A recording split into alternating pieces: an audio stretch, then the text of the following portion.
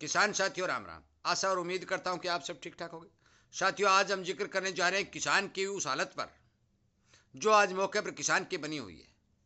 साथियों, आपने एक खबर जरूर पढ़ी होगी जो मैं आज आपको बताना चाहता हूं कि सरकार ने 8वां वेतन लागू करने की घोषणा कर दी है। मैं मानता हूं कि सरकार का एक कदम ठीक है, क्योंकि हमारे भाई जो कर्मचारी हैं, जो काम करने वाले हैं, जो सरकार का हिस्सा है, इन्हें सरकार अच्छा प्रॉफिट देने जा रही है। इनकी सैलरी को अच्छा बढ़ावा मिलना, मैं धन्यवाद करता हूं और मैं इस बात के पक्ष में भी हूं कि किसी को फायदा मिले तो यह बढ़िया बात है। परंतु एक भाई को सुनिए, गौर से सुनिए, तभी तो मैं कहता हूं कि जो मैं बात कह रहा हूं ना, वो गौर से सुनिए, और गौर से सुनेंगे तभी आपके पल्ले पड़ेगा। ये बात सभी किसानों तो शेयर भी करिए, इसी बात की, इसी तरह की जानकारी आपको मिलती रहे तो आप इस चैनल को सब्सक्राइब करके सामने वाली घंटी का बटन दबाइए। और मैं बात क्यों कह रहा हूं, क्योंकि इस दुनिया में, इस देश में दो तीन प्रकार के भाई। एक बड़ा व्यापारी वर्ग है, एक नौकरी पेशा जो सरकार का हिस्सा है, और एक किसान खेती करने वाला है। साथियों, आप देखिए कि सरकार इन तीनों के बीचों में दीवार खींचने जा रही है। वो दीवार क्यों खींचने जा रही है? एक व्यापारी वर्ग को फायदा दे रही है, एक भाई को फायदा मिल रहा है, तीनों भाइयों की बात कर रहा हूं। दूसरा भाई सरकारी कर्मचारी है, सरकारी कर्मचारी को लगातार वेतन लागू या आयोग लागू कर करके फायदा दिया जा रहा है, सैलरी बढ़ाई जा रही है। परंतु तीसरा भाई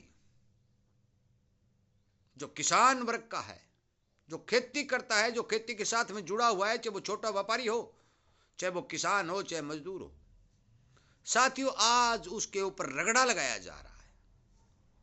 रगड़ा क्यों लगाया जा रहा है, यह बात समझने वाली है।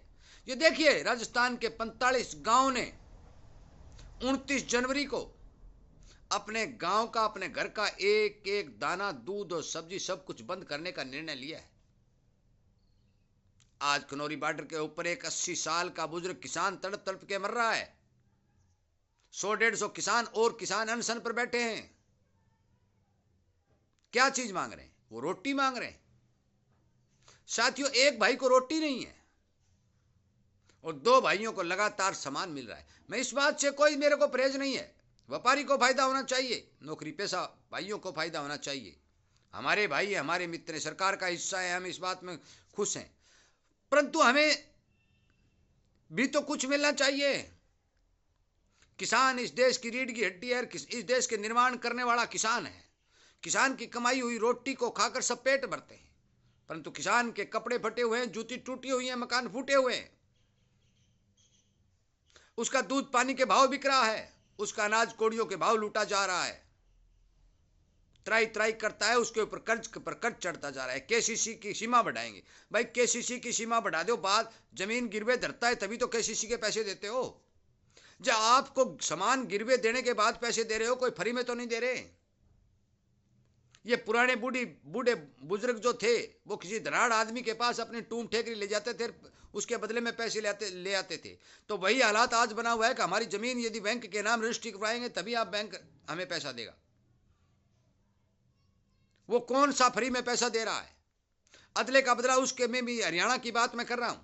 हरियाणा के अंदर 9.5 लाख रुपए प्रति एकड़ का कलेक्टर रेट है, और 9.5 लाख रुपए का धन यदि बैंक के किरवे धरेंगे तो बैंक केवल 60-70 हजार रुपए देगा। आप मान के चलिए कि 10 लाख के सामान के बदले यदि 70-80 हजार रुपए मिलते हैं तो वो मिलता क्या है? साथियों, एक विडंबना है। आपको बोलना पड़ेगा, आपको उठना पड़ेगा, सोशल मीडिया के ऊपर अपनी ताकत बढ़ा करके हर एक, इस फोन के हर एक टप्पे टप में ये कहता हूँ कि हर एक फेसबुक हो, चाहे फोन यूट्यूब हो, चाहे जहां कहीं भी हो, किसान की आवाज गूंजनी चाहिए कि हमने किसका क्या बुरा किया है। हम तो खेती करते हैं, अन्न पैदा करते हैं, दुनिया का पेट भरते हैं, जानवरों को पालते हैं, दूध सब्जी दही मक्खन दाना अनाज तक शहरों तक पहुंचाते हैं, आप तक पहुंचाते हैं। आप हमारे भाई और मित्र हो, हम आपसे प्रेम भी करते हैं, परंतु आप इस प्रेम के बदले हमें दे क्या रहे हो? इस प्रेम के बदले नफरत मिल रही है। साथियों, मैं बार बार ये भी निवेदन कर रहा हूं कि मेरे शब्द कड़वे जरूर हैं, परंतु सच्चे हैं कि आज किसान की हालत दयनीय है। किसान के घर के अंदर इतनी ज्यादा कमी है कि वो अपने मन मुताबिक ठीक ठाक से जीवन व्यापन नहीं कर सकता। ये 25 और 30% किसानों की तो यही स्थिति है। कुछ किसान मध्यम वर्ग में आते हैं जो खाना पीना ठीक कर लेते हैं, परंतु उनके भी हाथ बंधे हुए हैं, उनके पास भी ज्यादा चारा नहीं है। साथियों, इस दुनिया में 3 भाई बना करके, तीनों भाइयों के बीच में दीवार निकाल करके सरकारें जो खेल खेल रही हैं, क्या वो खेल ठीक है? यदि वो ठीक है तो आप अपनी राय कमेंट के माध्यम से इस वीडियो के नीचे जरूर दें। मेरा मानना में ये कुछ कर्मचारी भाई मेरा वीडियो सुनेंगे, कोई व्यापारी भाई मेरा वीडियो सुनेंगे, मैं किसी के खिलाफ नहीं हूं, पर मैं ये कहता हूं कि जो बेनिफिट जिस भाई एक भाई को मिलना चाहिए, एक बाप के 3 बेटे हैं तो तीनों भाइयों का हिस्सा बराबर होना चाहिए। कोई पढ़ लिख कर नौकरी करता है, कोई पढ़ लिख कर व्यापार करता है, तो एक खेत में काम भी करता है। संघर्ष खेती में काम करने वाला ज्यादा करता है। पहले किसी जमाने में यह हुआ करता था कि उत्तम खेती, मध्यम व्यापार और नीच नौकरी, नौकरी को नीचा दर्जा दिया गया था। परंतु क्यों दिया गया था? कि उस टाइम अन्नदाता की कीमत थी।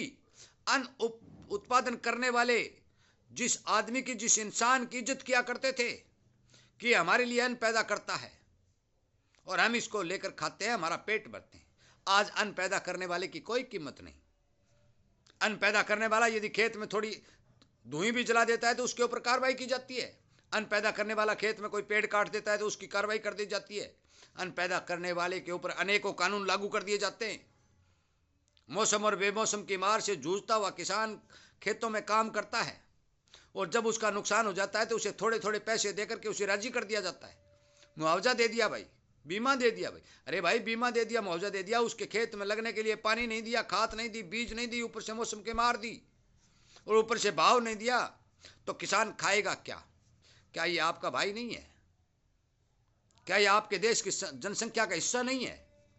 कुछ भाई ये कहते हैं कि किसान कोई टैक्स नहीं देता। कौन कहता है कि किसान टैक्स नहीं देता? किसान सबसे ज्यादा टैक्स देता है। इस देश की 70% जनसंख्या खेती पर टिकी हुई है और इनडायरेक्ट रूप में किसान संपूर्ण टैक्स भरता है। अरे भाई, आप एक बीड़ी भी पीते हो तो उस पर टैक्स लग कर आता है। आप कपड़े पहनते हो तो टैक्स लगता है। आप खाना खाते हो तो टैक्स लगता है। आप तसला बाल्टी खरीदते हो तो टैक्स लगता है। ट्रैक्टर खरीदते हैं या ट्रैक्टर के कोई संच खरीदते हैं या टीवी खरीदते हैं, फ्रिज खरीदते हैं तो टैक्स लगता है। आपके दम पर उद्योग धंधे चल रहे हैं। यदि ये 70% जनता के पास कोई पैसा ही नहीं होगा तो ये बाजार में क्या खरीदने जाएगी? और बाजार में यदि नहीं खरीदना जाएगी तो उद्योग धंधे कैसे चलेंगे? इस बात पर सरकार को विचार करना चाहिए। यदि उद्योग धंधों को गति देनी है तो किसान की दशा को मजबूत करना पड़ेगा, गरीब जनता को ऊंचा उठाना पड़ेगा, उसको मदद करके सहारा देना पड़ेगा। क्योंकि 70 साल से लगातार इनकी पिड़ाई हो रही है। 70 साल की पिड़ाई एक दिन में पूर्ति नहीं की जा सकती। इसलिए साथियों, लंबा वीडियो न बनाते हुए मैं ज्यादा से ज्यादा किसानों से इस बात को पहुंचाना चाहता हूं और आपसे विनय निवेदन करना चाहता हूं कि आप अपनी मांग उठाइए और जो आने वाले बजट के अंदर जो सरकार बजट पेश करने जा रही है उस बजट के अंदर इस वीडियो को पहुंचाने की कोशिश करें कि जो 70% जनता इस धरती के ऊपर गांव में रहती है, जो शहरों में गरीब बस्तियों में रहती है, जो रात और दिन खून पसीने की कमाई करके फटे कपड़े पहनती है, उन लोगों के, उन जीवों की ओर ध्यान दीजिए।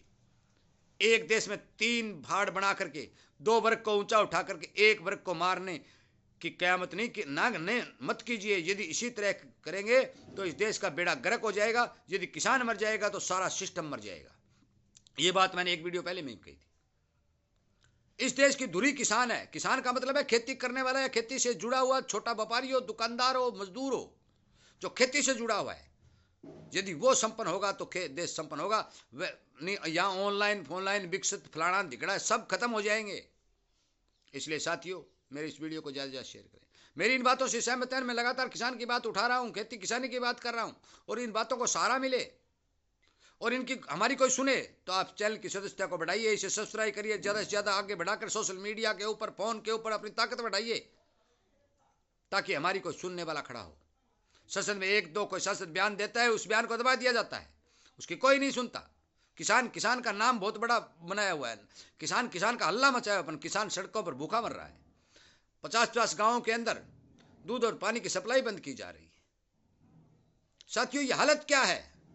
जो इस देश का निर्माता है, सोने की चिड़िया कहे जाने वाले देश के निर्माता किसान कौम की आज दयनीय स्थिति है। मैं सच्चाई बोल रहा हूं। कृपया करके थोड़ी बात को ज़्यादा समझिए, ज़्यादा से ज़्यादा वीडियो को शेयर करिए। सोशल मीडिया पर किसान की ताकत बढ़ा करके बजट पेश करने वाले मंत्री जी या बजट बनाने वाले सरकारी नुमाइंदे जो अपने भाई बहन हैं, उन तक इन वीडियो को पहुंचाने की कोशिश करें। उन्हें इस बात का आभास कराएं कि आप इन्हें यदि कुछ नहीं देंगे तो क्लियरिटी देश का कोई भला होने वाला नहीं है। ये बात मैं साफ शब्दों में कहने जा रहा हूं। साथियों, मेरे वीडियो को शेयर करने के लिए, लाइक करने के लिए और समर्थन करने के लिए और इस चैनल को सुदृढ़ और मजबूत बनाने के लिए मैं आपका धन्यवाद करते हुए इस वीडियो को विराम देता हूं। और मैं उम्मीद करता हूं कि आप इन बातों में मेरा सहयोग करेंगे और आगे बढ़ाने का काम करेंगे। जय हिंद।